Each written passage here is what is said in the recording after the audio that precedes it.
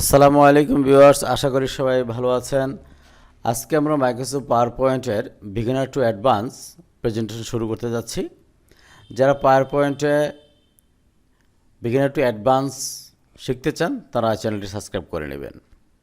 আজকে আমরা দেখব মাইক্রোসফট পাওয়ার পয়েন্টের এই স্লাইড অপশনটি নিয়ে কিভাবে কাজ করা যায়।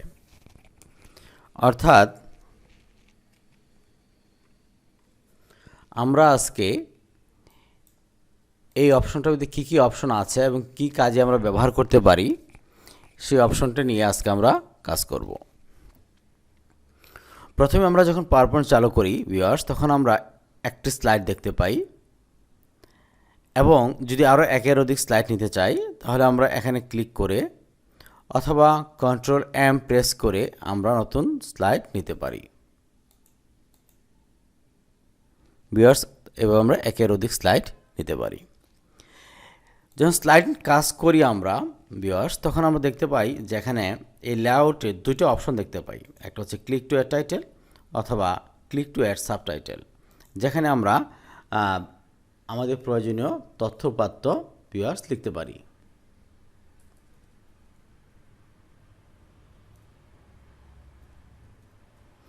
এবং আমার বিভিন্ন তথ্য আমরা এখানে লিখতে পারি।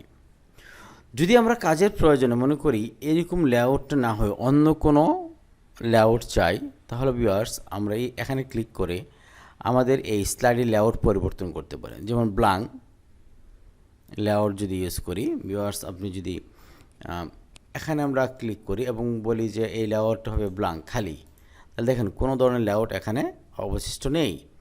আমি যদি বলি লেআউটটা এরকম হবে click to add title, click to add text. এছাড়াও এখানে আমরা দেখতে পাচ্ছি যে চার্ট, টেবিল, পিকচার আমরা এখানে ইনসার্ট করতে পারি।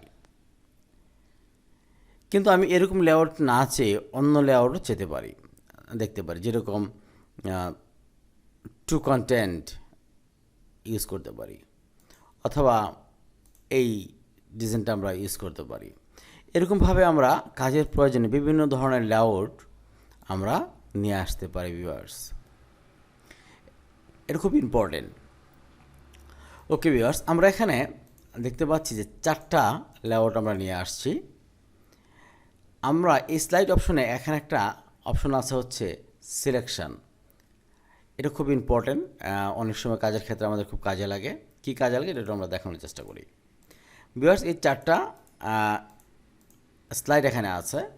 আমরা স্লাইডের যদি কখনো একই ধরনের ডিজাইন ইউজ করতে চাই, যেমন ধরেন আমরা একটু দেখানোর চেষ্টা করছি, ডিজাইনে ক্লিক করে যখন কোনো একটা ডিজাইন আমি ক্লিক করলাম, আমরা এই 4টাই স্লাইডেই এই ডিজাইনটা অ্যাপ্লাই হয়ে গেছে।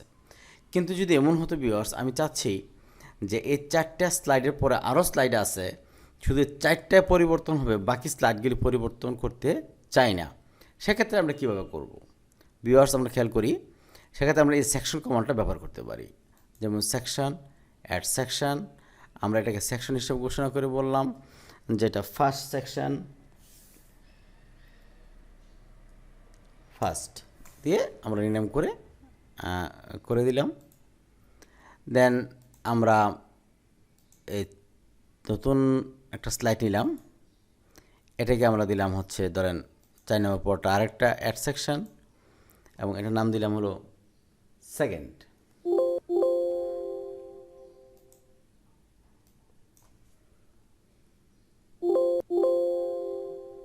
সরি ভিউয়ার্স, কিবোর্ড প্রবলেম করছে, নাম নোটটা জানা ছিল না। সেকেন্ড, দেন নিউ স্লাইড। ডিফারেন্সটি কি ভিউয়ার্স? এবার যদি আমরা এই ফার্স্ট সেকশনে থাকা অবস্থায় আমরা যদি ডিজাইন চেঞ্জ করি, তাহলে ভিউয়ার্স দেখব শুধু এই 1 2 3 4, এই 5 6 7 8 কিন্তু পরিবর্তন হচ্ছে না। বাট আমি যদি এখানে থাকা অবস্থায় আরেকটা ডিজাইন চেঞ্জ করি, তাহলে দেখব যে এই সেকেন্ড সেকশনের স্লাইডগুলি পরিবর্তন হয়েছে, ফার্স্ট সেকশনের কোনো পরিবর্তন হয়নি। এরকমভাবে একের অধিক সেকশন আমরা এখান থেকে করে নিতে পারি। ভিউয়ার্স, আশা করি সবাই ব্যাপারটা বুঝতে পারছেন। এরপরে যদি মনে করি সেকশন নাম পরিবর্তন করতে চাই, রিমুভ অল সেকশন করে দিতে চাই, তাহলে রিমুভ অল সেকশন আমরা এখানে করে নিতে পারি ভিউয়ার্স। তো আশা করি ব্যাপারটা সবাই বুঝতে পেরেছেন। আজকে আমাদের এই পর্যন্তই থাকবে।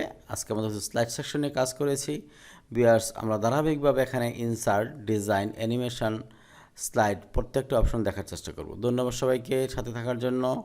নেক্সট ভিডিওর জন্য আমন্ত্রণ থাকলো। ধন্যবাদ সবাইকে। আসসালাম।